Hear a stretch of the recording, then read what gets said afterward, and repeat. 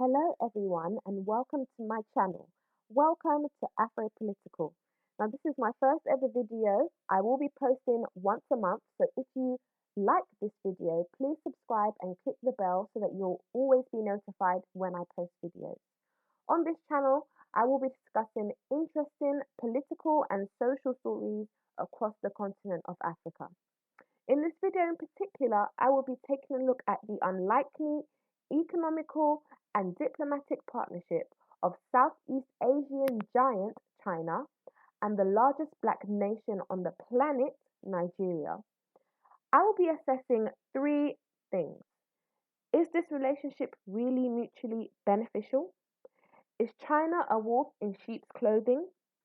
Has Nigeria seen any significant economic or technological developments since the relationship's initiation? All my references are in the description bar below, Harvard reference style, so you are free to follow up on any facts if you should want to. Let's get into the video.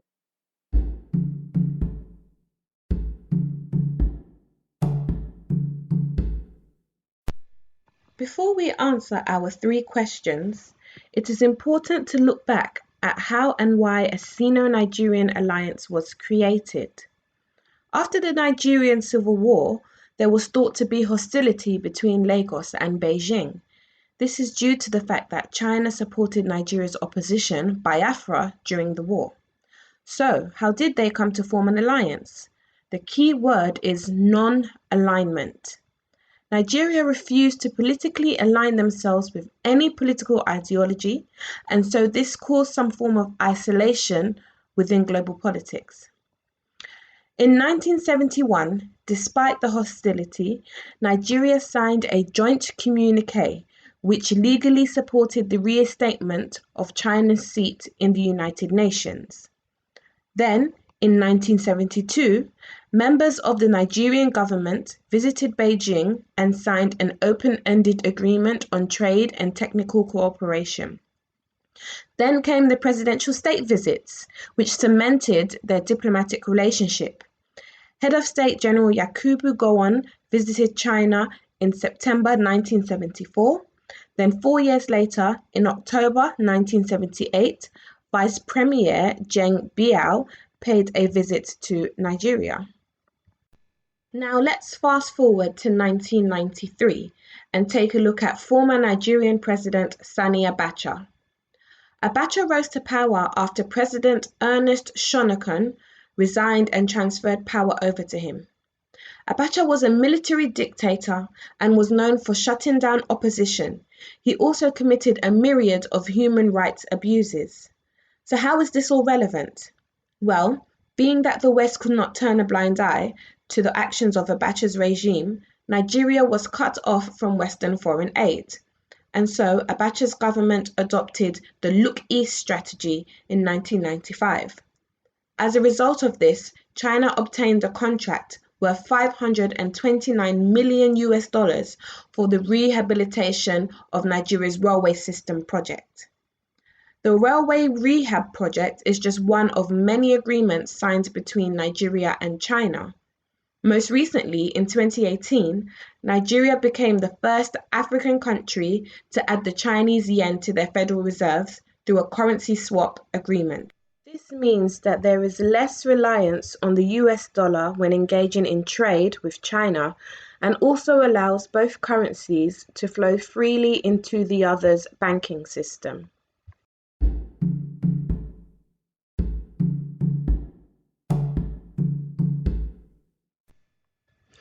On the surface, this may look like a win-win alliance.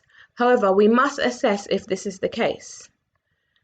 So, is this relationship really mutually beneficial? My answer would be no, not at the moment. We have to ask, what do both countries stand to gain? Let's take a look at China, for instance.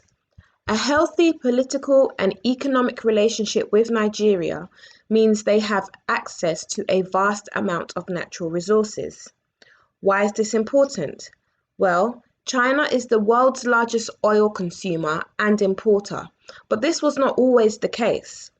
From the 1950s through to the late 70s, China relied heavily on coal as an energy resource. The amount used per year went from 24 million tons in 1949 to 500 million tons in 1976. To cut a long story short, due to industrialization, economic development, and Mao's quest to become self-sufficient, China became the fourth largest energy producer in the world in the late 70s, with coal still as a majority energy source. Unfortunately, at this point, oil production began to slow down. Eventually, China's going out strategy was backed by the government, which procured agreements with countries from all over the globe. China's first overseas import of oil was in 1991 from Canada, then Sudan in 1995. So how does Nigeria benefit from this? Well, they don't really. Though Nigeria imports oil to China, it is not even in the top 10 of oil exporters to China. In fact, Nigeria sells much more barrels to the United States. So if not oil, then what?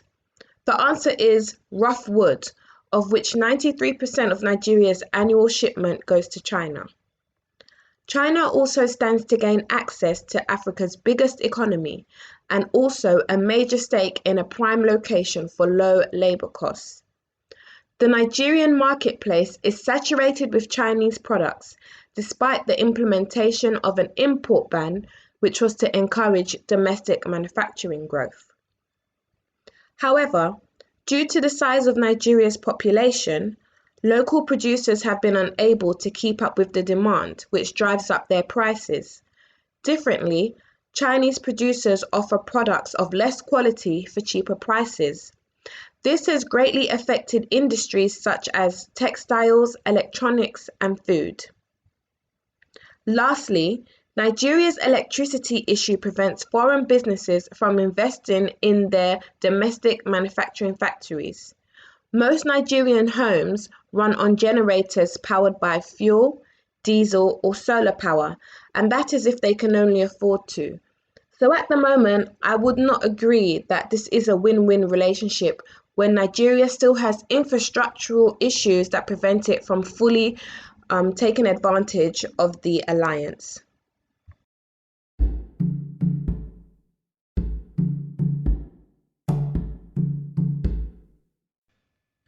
So, is China a wolf in sheep's clothing? Well, let's look into this. As of March 2019, Nigeria owed China approximately $2.4 billion, which in the grand scheme of things does not compare to the country's total debt, which at the time amounted to $81 billion. However, Nigeria also happens to owe China more money than any other country in the world. What's even more worrying is the fact that in 2018, Nigeria used 50% of its oil revenue to make a debt payment to China. They've been cautioned by the IMF to focus on debt and ease off of taking loans from the Chinese. Unfortunately, I have been unable to find out what Nigeria has been using as collateral for these loans, but I am a bit weary as the Chinese have claimed assets in countries such as Madagascar, Zimbabwe, and Zambia for non-payment, according to Obadiah Mailafia, a former deputy governor of Nigeria's central bank. Aside from the debt owed to China, the Chinese have also infiltrated Nigeria on a cultural level. A Chinese cultural research center has been built in Abuja, and students at Nnamdi Azikiwe University and University of Lagos can study a BA in Chinese Studies. This department was created in 2014 out of the Confucius Institute, which had already been teaching Chinese languages at the university.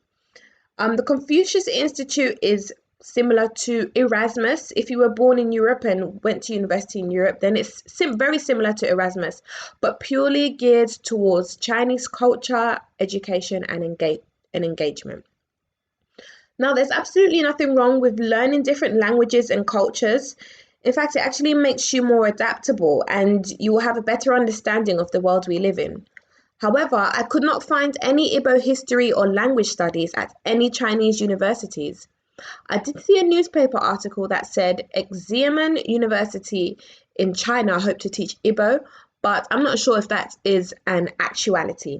So please let me know in the comment sections if you know anything about this, as I'm very interested in hearing about it. Now, even though Nigerians have embraced China on a cultural and academic level, the same cannot be said for China, certainly not on a cultural level. In fact, according to the diplomat, fear of racism may put Nigerians off engaging in exchange programs. It is estimated that about 1,000 Nigerians are currently held in prisons all over China, allegedly. There is also a stigma surrounding Nigerians in China that attaches them to the drug trade. I'm actually going to include a clip of a video regarding a protest following the killing of a man in China.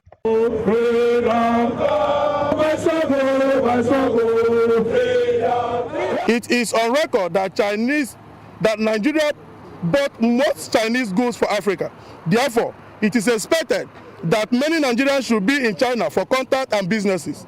Chinese government is expected to treat Nigerians in China as partners with love, and the way Chinese citizens are treated in Nigeria with love and dignity.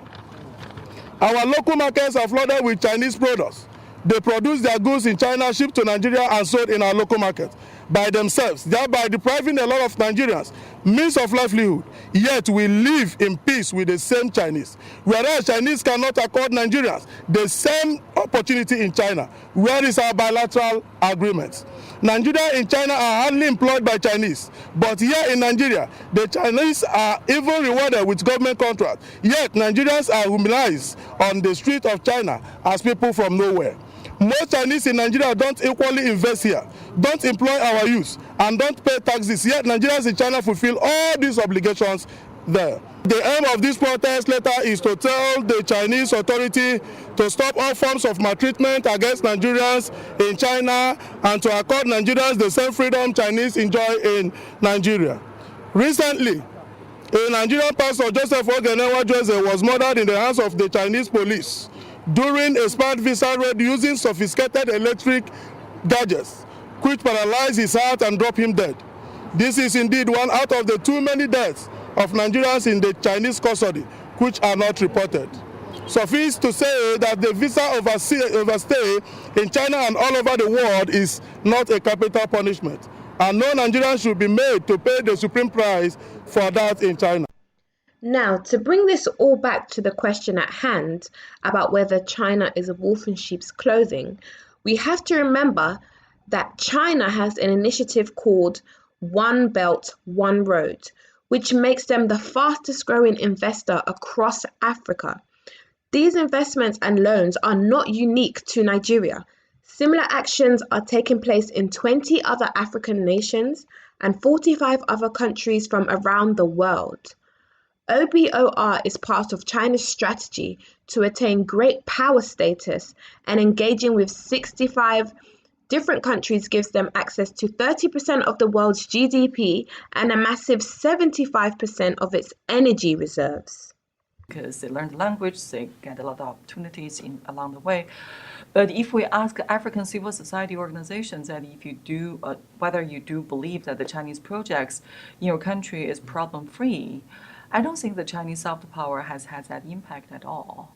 So my advice to the civil society organizations and media leaders, opinion leaders in Africa, in their dealing with China, is always to ask whether there's another side to the same story. And also remember that coming back to Chinese projects in Africa, accountability and transparency are two issues that the Chinese projects are not famous for. So I think when we look at the numbers, that seems to be glorious, that China is investing this much, or China is supporting these glorious projects in a certain African country. I think the good question to ask is always, so what's behind it? What does that mean for example, the debt implication for the country? What does China get out of it? Because in the Chinese approach to Africa, it's not philanthropy. It's a win-win, right? So China also has to win in the game. So to assume that China is doing Africa favors altruistically is a erroneous perception. Now, that was a clip of a woman named Yun Sun, who is the director of the China program at the Stimson Center, and she was being interviewed at the Africa Center for Strategic Studies regarding China's soft power campaign in Africa. I do suggest you watch the entire video if you are interested in or studying this topic. It does shed a light on the debts accumulated by different African countries across Africa via the OBOR initiative. And it also assesses the criticisms of Chinese activity in Africa. But she also insists that responsibility lies with African governments to be more disciplined with borrowing. The video is in my reference list in the description box, so please check it out because I really do think it is worth your time, especially if you are interested in this topic. Now, finally, regarding our second question, is China a wolf in sheep's clothing? I don't think you can call this imperialism in a traditional sense, but Nigeria, like many other African nations, are willingly going into debt to China. And the question is, do they know the implication? What is the fine print underneath all of this? I would say that China is not a wolf in sheep's clothing. I would liken them more to a Trojan horse. And the relationship has only been going on for 40 years, so we have to wait and see where the alliance will be in the next 40 years to come.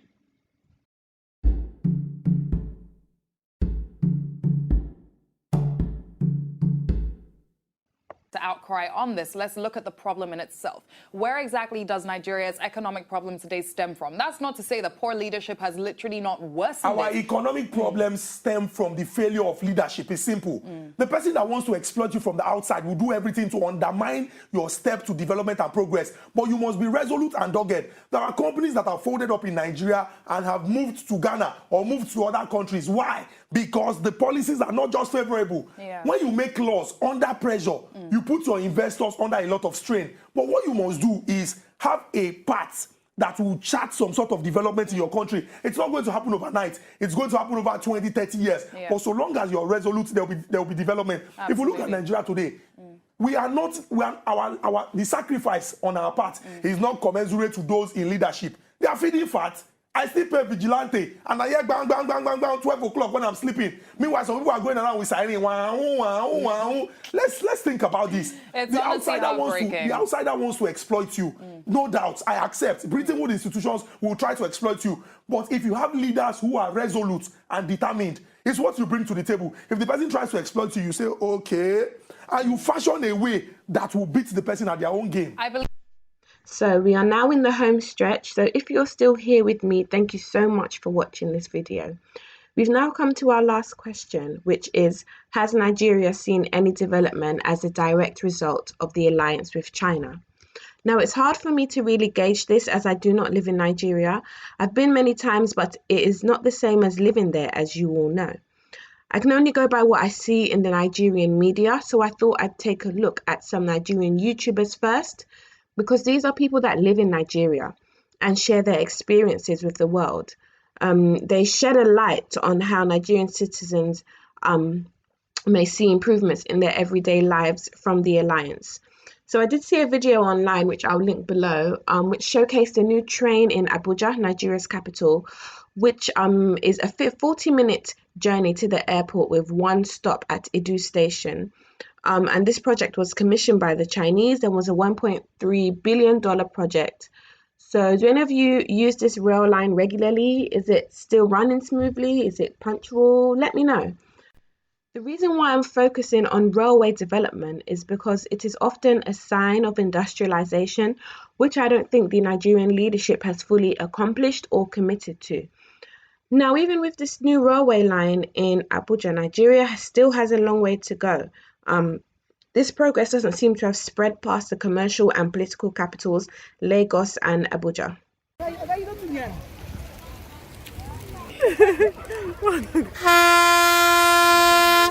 Yeah, get ready.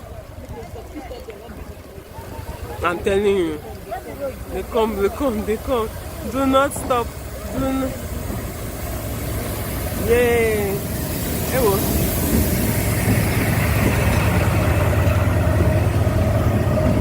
This is front of the train. Thank you, thank you.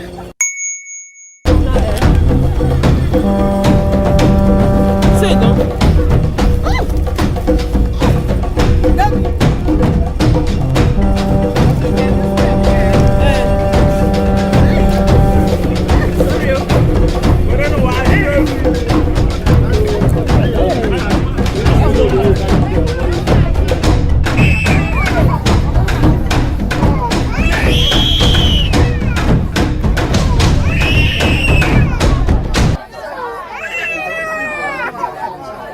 So I'll stand for me to Port Harcourt.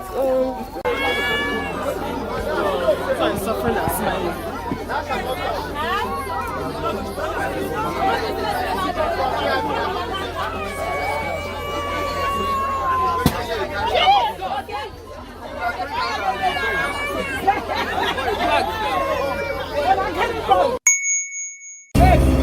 Yes, welcome me, welcome me.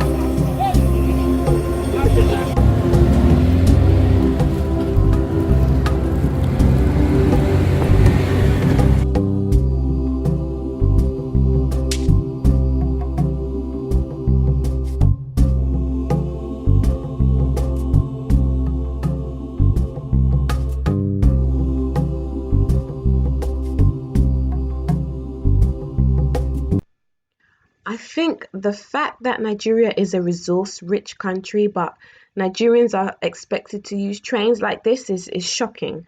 The fact that adequate public transport is not available in most parts of Nigeria is not only the fault of the federal government, but local government too.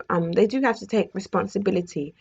All in all, we see what the Chinese alliance can do for transport in cosmopolitan areas, but it is down to the government to take this knowledge and revamp the country.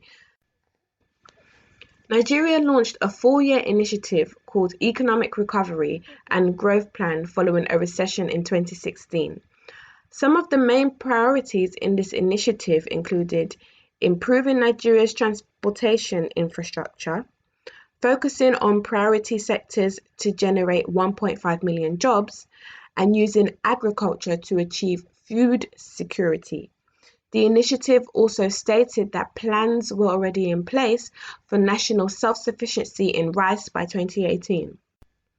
With all these plans in place, Nigeria needs money to make them successful, which could possibly explain the loans that they have been reliant on since oil prices have plummeted. Unfortunately, money is not the only issue. Electricity should be Nigeria's top priority, and eradicating bribing culture. In an attempt to industrialize and empower citizens, everyday Nigerians are still being cheated due to backhand deals regarding illegal food importation. By focusing on agriculture and manufacturing, Nigeria attempts to diversify their economy. It still stands that Nigeria has more than enough means for energy, but still cannot fully power the country. Differently, this was a problem that the Chinese faced in the 50s and have long moved on despite domestic resource shortages. As China continued to import oil from all over the world, Nigerian leaders have been unable to solve this problem for decades.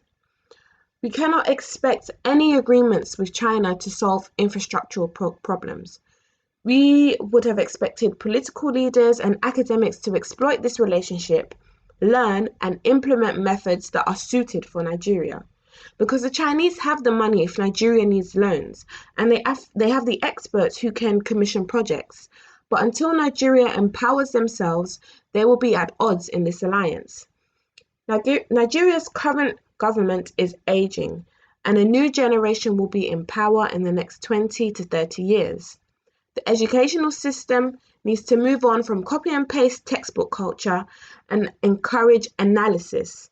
More money needs to be pumped into creative arts and sports, which is part of the ERGP, but Nigerians have long been doing it on their own and are still leaving to succeed in other countries. So, on the surface, it may look like a unique alliance, but citizens are left in the dark. What are politicians gaining from this? What don't we know about this alliance? That is the real question.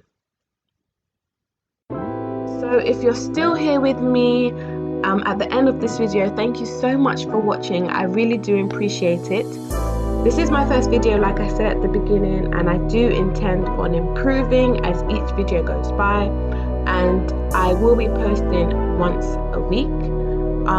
So please comment down below and let me know what you thought about this video, what you like, what you didn't like.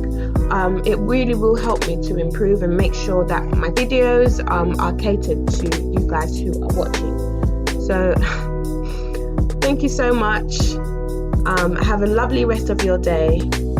Afro Political out.